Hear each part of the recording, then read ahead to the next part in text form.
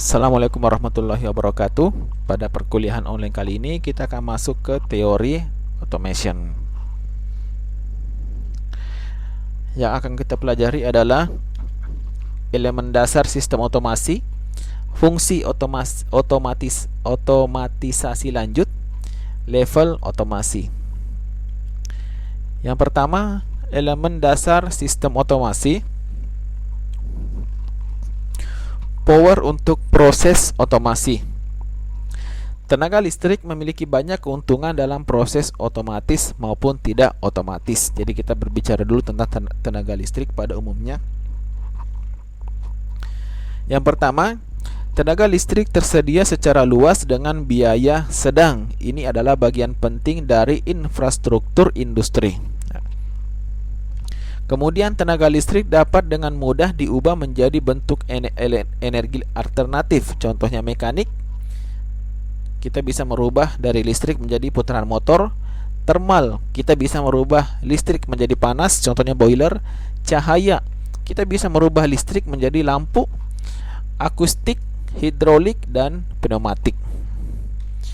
Tenaga listrik pada level rendah dapat digunakan untuk mencapai fungsi seperti transmisi sinyal, pemrosesan informasi, dan penyimpanan dan komunikasi data.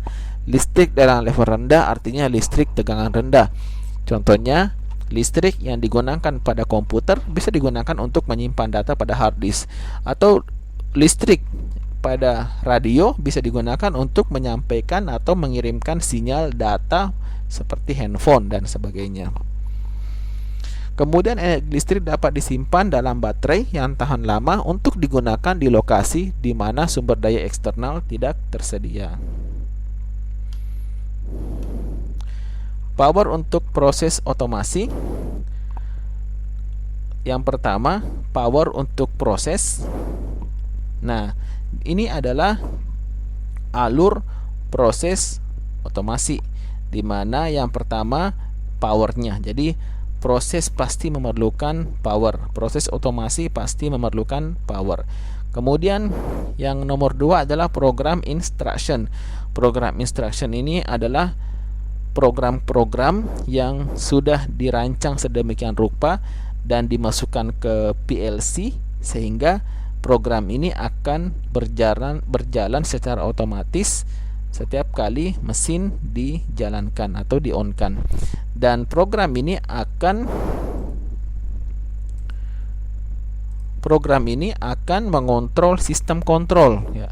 Akan mengontrol sistem kontrol dan mengontrol proses. Nah, power ini digunakan untuk menjalankan proses. Power ini juga digunakan untuk menjalankan PLC, dan power ini juga digunakan untuk mengontrol untuk sistem kontrol. Power untuk otomasi. Unit pengontrol, kekuatan untuk menggerakkan sinyal kontrol, akuisisi data, dan pemrosesan informasi. Jadi ada tiga di sini. Power, PLC juga memerlukan power. Kemudian untuk membentuk sinyal juga diperlukan power listrik, dan akuisisi data atau informasi-informasi dari sensor juga diperlukan listrik atau power. Instruksi program. Instruksi program ini adalah program yang terdapat di PLC. Itu kita sebut instruksi program. Program instruksi untuk siklus kerja. Yang pertama, ya, di PLC ini ada namanya set point control, di mana nilai parameter proses konstan selama siklus bekerja. Artinya, contohnya kita akan mengontrol boiler, ya, dengan PLC, di mana di PLC ini kita set bahwa boiler ini akan dipertahankan suhunya pada 80 derajat Celcius. Apabila suhunya turun, maka PLC akan menaikkan tegangan boiler sehingga temperaturnya naik. Apabila sudah tercapai, maka PLC akan mematikan heater sehingga suhunya bisa turun kembali, ya. Jadi di set point control ini berapa setting awalnya, ya. Kemudian yang kedua, kontrol logika, di mana nilai parameter proses tergantung pada nilai-nilai variabel lain dalam proses ya. Ini biasanya kontrol logika dalam PLC biasanya menggunakan instruksi if, jika atau jika suhunya lebih 100 maka matikan. Nah, seperti itu. Kontrol urutan, di mana nilai parameter proses berubah sesuai fungsi waktu. Nilai parameter proses dapat berupa diskrit, urutan nilai langka, atau variabel kontinu. Kontrol urutan ini maksudnya seperti ini nih. Jadi kalau misalnya benda kerja berjalan di konveyor, pada saat terdeteksi oleh sensor 1, maka benda kerjanya berputar. Berjalan lagi, terdeteksi sensor kedua, benda kerjanya miring ke kanan. Berjalan lagi, benda kerjanya menyentuh sensor ketiga, maka benda kerjanya stop. Itu yang namanya kontrol urutan. Program interaktif, di mana interaksi terjadi antara operator manusia dan sistem kontrol selama siklus kerja. Contohnya di touchscreen, di mana operator bisa berinteraksi dengan sistem menggunakan touchscreen.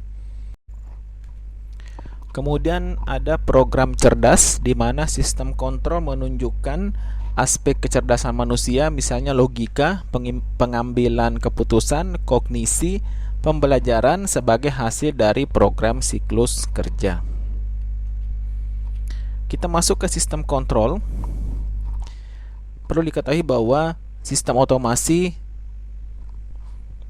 adalah pembahasannya adalah sistem kontrol, di mana pada sistem otomasi banyak mesin-mesin listrik seperti motor listrik itu harus dikontrol, baik kecepatan maupun waktunya. Ada dua sistem kontrol, yaitu open loop control system dan closed loop control system. Untuk open loop control system, flow-nya seperti ini. Ada input parameter, ada controller, ada aktuator, proses, dan output variabel.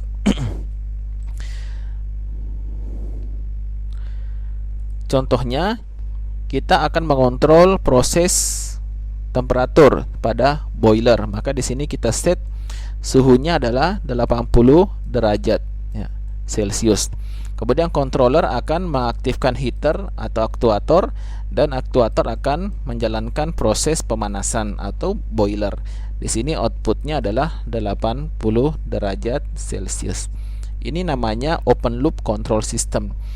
Kenapa disebut open loop control system? Karena tidak ada feedback. Jadi kalau di sini di set 80 derajat Celcius, bisa jadi di sini 90. Bisa jadi di sini 100 derajat, atau bisa jadi di sini 70 derajat Celcius. Yang kedua adalah closed loop control system, di mana flow-nya seperti ini. Sama seperti di atas, di sini kita set 80 derajat Celcius. Kemudian controller akan mengaktifkan heater atau aktuator yang berada di boiler, dan di sini outputnya adalah 80 derajat Celcius. Nah, di sini ada namanya feedback sensor ya ini. Apa fungsinya feedback sensor? Disinilah untuk mengukur suhu dari output dari proses atau boiler. Nah, contohnya di sini. Pada saat di sini kita set 80 derajat Celcius, pada saat di sini suhunya 70 derajat Celcius, maka akan dibaca oleh sensor, dan sensor akan masuk ke controller. Controller akan mengaktifkan aktuator atau heater untuk lebih panas lagi, sehingga suhunya bisa mencapai 80 derajat Celcius.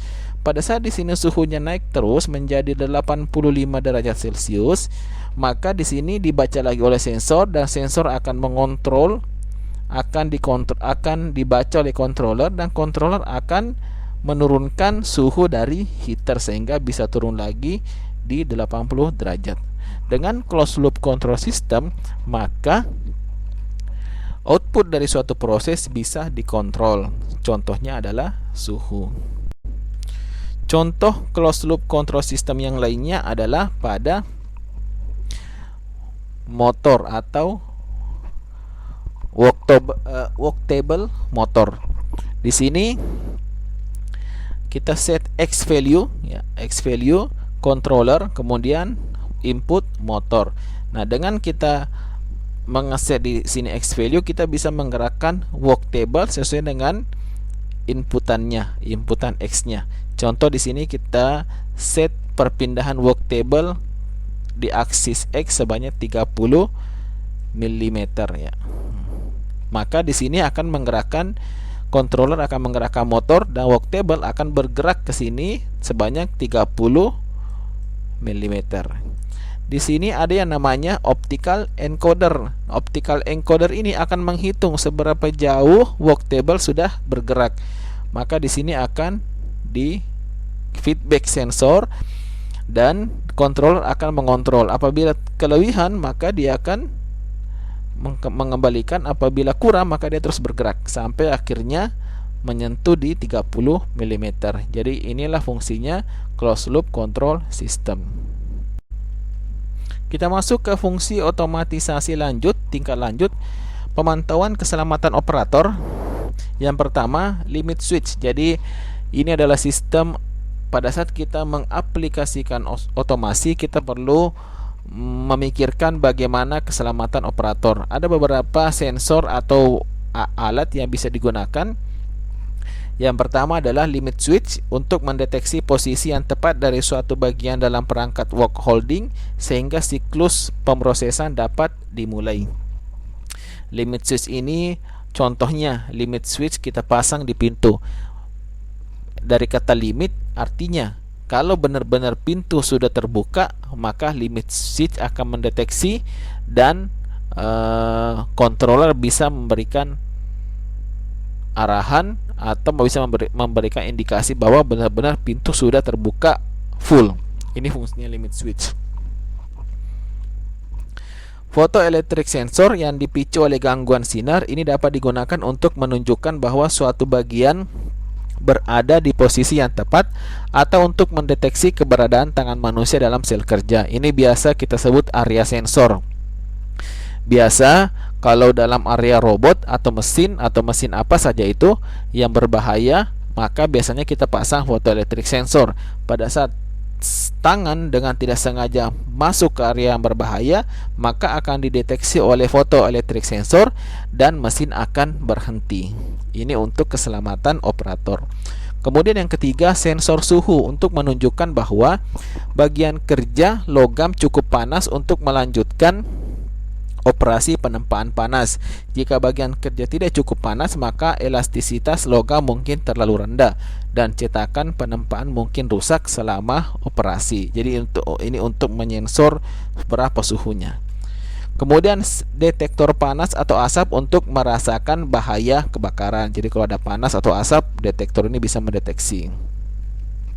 Bantalan lantai yang pekat terhadap tekanan untuk mendeteksi penyusup manusia ke dalam sel kerja. Ya, ini sensor lantai. Machine vision system untuk melakukan pengawasan terhadap sistem otomatis dan sekitarnya. Machine vision system seperti kamera atau kamera pengintai. Perawatan dan diagnosis perbaikan. Yang pertama, pemantauan status. Biasanya setiap alat otomasi ditambahkan yang namanya sistem perawatan dan diagnosis perbaikan. Jadi kalau ada masalah akan muncul kode dan kode ini bisa dibaca sehingga bisa ketahuan di mana rusaknya. Yang pertama, pemantauan status. Dalam mode pemantauan status, subsistem diagnostik memantau dan mencatat status sensor dan parameter sistem selama operasi normal. Jadi pada saat operasi atau mesin berjalan, maka semua sensor dipantau. Adakah sensor yang abnormal, maka akan munculkan kode. Yang kedua, kegagalan diagnostik. Mode diagnostik kegagalan dipanggil ketika terjadi malfungsi atau kegagalan. Jadi pada saat ada kerusakan, mode diagnostik akan diaktifkan. Rekomendasi prosedur perbaikan. Dalam mode operasi ketiga, subsistem merekomendasikan kepada kru reparasi langkah-langkah yang harus diambil untuk melakukan perbaikan. Biasanya kalau di pabrik mesin-mesin ada kode-kode error 1. Biasanya di buku panduannya sudah ada penjelasannya. Error 2, periksa motor. Error 3, periksa sensor. Nah, biasanya ini adalah rekomendasi prosedur perbaikan. Kemudian kita masuk ke level otomasi. Ya, pada dasarnya ada 5 level otomasi. Jadi kalau ditanya level otomasi berapa, nah kita bisa menjelaskan dengan melihat level otomasi ini. Yang pertama, level 1. Level 1 ini adalah device level, di mana di sini masih menggunakan sensor, aktuator, dan elemen-elemen hardware yang lainnya. Kemudian yang kedua, level 2, level mesin, di mana setiap mesin digunakan untuk otomasi. Kemudian level 3, cell or system level, di mana manufacturing system atau group of machine. Jadi contohnya ada beberapa mesin disatukan sehingga bisa membentuk suatu manufacturing system, ya. Kemudian yang keempat ada namanya plant level, di mana ini disebut dengan production system. Nah, production system ini contohnya kalau kalian buka YouTube kemudian melihat bagaimana pabrik mie instan, itu dari awal sampai packaging itu benar-benar sudah otomasi, ya. Dari awal, dari cetakan mie, kemudian masuk ke bungkusnya, masuk ke kardusnya, itu disebut dengan level 4. Jadi sudah benar-benar full production system. Kemudian yang kelima, level 5, itu enterprise level, di mana semua sudah terhubung. Jadi dari meja staff, kemudian manajer, komputer-komputernya sudah terhubung dengan sistem produksi, sehingga mereka bisa mengawasi produksi, bisa mengontrol produksi, semua